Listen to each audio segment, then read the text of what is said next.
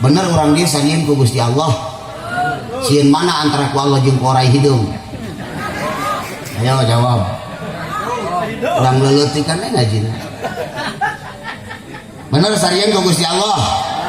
Coba lamun bener orang dia sieun ku Gusti Allah ngadenge bedug ditabuh kira-kira lalumpat moal ka masjid. Oh.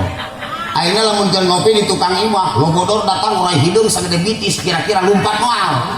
Berarti sieun cenah ku orai hidung tibatan ku Gusti ngadenge bedug boro-boro lalumpatan. Nanti kali mas ningali bedug ge Pak Haji.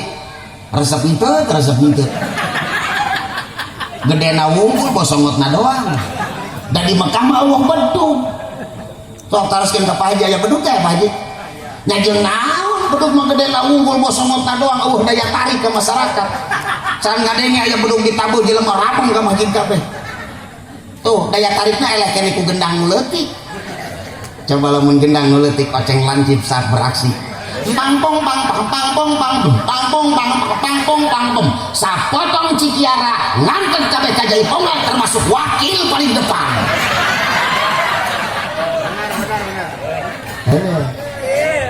Cek wakil Ustaz saya mah jaga keamanan. Kamu saya hadir baru dah kucing parasea. Nyakulan sinden bager nyebutan wae. Nangis saya mau apa tipe 3 plek Pak Wakil sayang buang Pak.